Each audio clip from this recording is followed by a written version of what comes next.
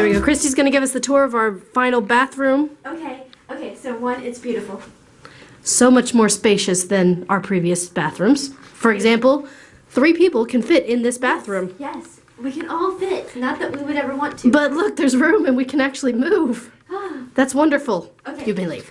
There's also like grout around the bathtub. Which is amazing. The others didn't have that. No grout, and it was so weird. And the water would just like drip on the side of the tub. It was weird. And then I got here and I was like, oh, hey, there's not as many buttons on this one. And then I realized there's a remote control. Our toilet has a remote control. That's weird. Oh, yeah. Our toilet has a remote control, and what's the phone for? I don't want to pick it up. Do it. No. Do it. What if it calls someone? Do it. It's not going to call someone just by picking it up. Is it if you've fallen and you can't get up? Is it like you're going to be here a while, you figure you might as well make some calls? There's literally a phone in our bathroom. Oh, I know. Okay, testing out the remote control. So, which ones do what? Cause you. Bidet will shoot it forward. Okay. You don't want that. Spray should Butt shoot spray. it up. Hold it. There we go. You have to have some white on. Oh, yeah. Ah, It's pressurized. You have to be sitting on it. Ooh, it's warm. Oh, that is warm. But not for a bad reason. Oh wait, it says you have to let the water go first, right? And Yeah. that means. Yeah, it has to load once it's ready.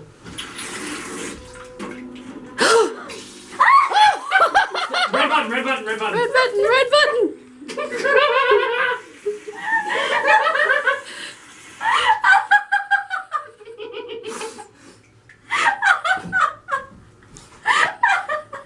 So what's the other button do? You might want to get out of the way for this one.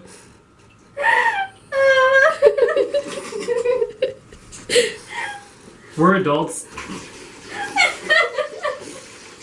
I really hope that's clean water. That's. It is. I'm sure it I'm is. sure it is. No. No.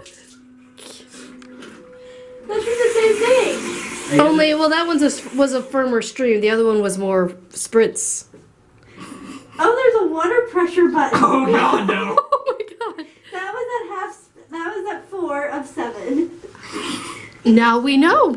Sometimes you just need that little extra bit of pressure. I'm sorry. I just like. Okay. That's enough playing with the toilet.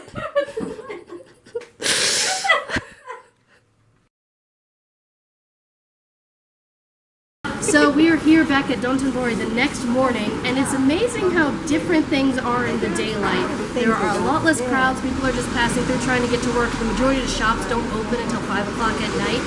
The atmosphere here compared to yesterday is kind of the equivalent of the morning after hangover. Everything's just a little more dreary, a little more draining, a little harder to get going. It doesn't help that it started raining again, which is very ironic because we left and it had just started raining, and as soon as we arrived, it literally started raining again. It's a sign that we just picked up exactly where we left off.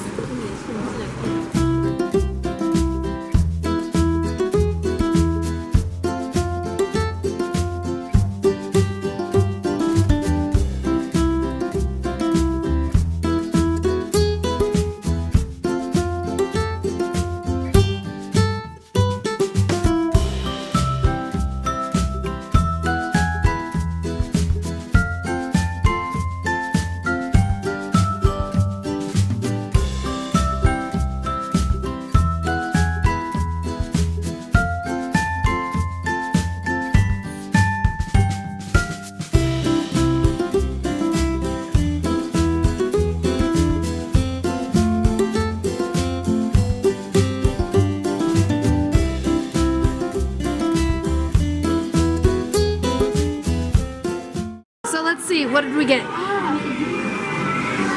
Maybe. Oh, look at that. What'd you find? We found Japanese Uno. Japanese Uno. I assume it's like literally exactly the same, but it's Japanese. So, final verdict, the 7-Eleven. Slurpee or no Slurpee? No Slurpee. Worst store I've ever been in. 0 out of 10. Would not shop again. So we are leaving in 5 hours. There was one last thing I had to check off my bucket list. So here we go. Kobe beef. Kobe beef. Authentic crap you can't get anywhere else.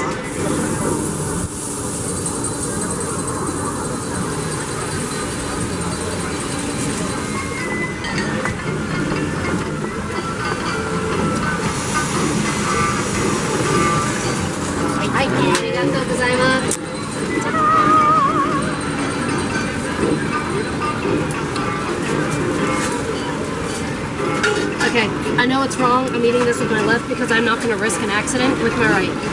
Ready? Ich, ni, sa.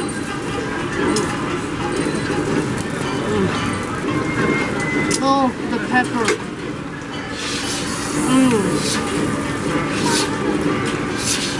See, it's weird. It doesn't quite melt in your mouth like a filet mignon does. There is a little bit of a chew to it, but there's this flavor that is like just dripping out of the meat. And it's as it's sitting here, it's actually becoming more done because of the heat itself. It's cooking as it rests. You probably should let it sit for a minute, but I'm not about to let that happen. Oh no, there it is. That part's melting right there. Oh, it's just putting in my mouth. Oh, it's so good. This is so worth it.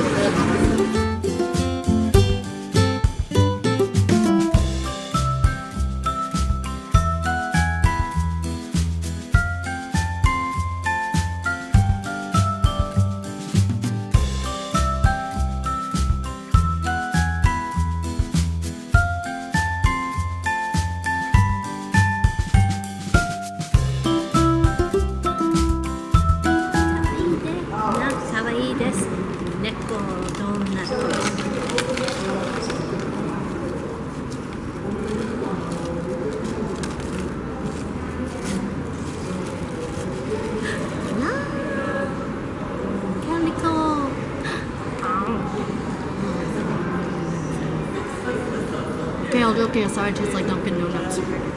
But it's cute because it has a face.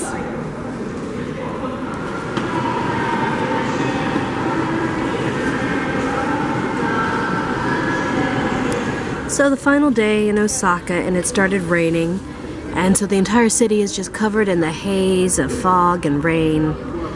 But you can see the city way over there in the background. Got the Ferris wheel and everything.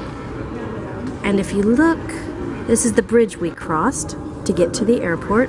The airport that we're at actually is built on a man-made island. This entire ground that we're on was created by man. Originally, this was nothing but water. And so, one of the big things about this trip was that I finally get to use this thing that I've had for 8 years now. I thought it was going to expire before I get to do it. But look, I got a stamp and a sticker. It's my first. Hopefully not my last. So we have about 10 more minutes before we board the plane back to the States. What do you think, Christy? How's the trip been? Great. Just great? Yeah, it's great. Just great. That's all I got for it. Oh, right. So, Christy, what was your favorite memory of the trip? Favorite experience, thing, whatever?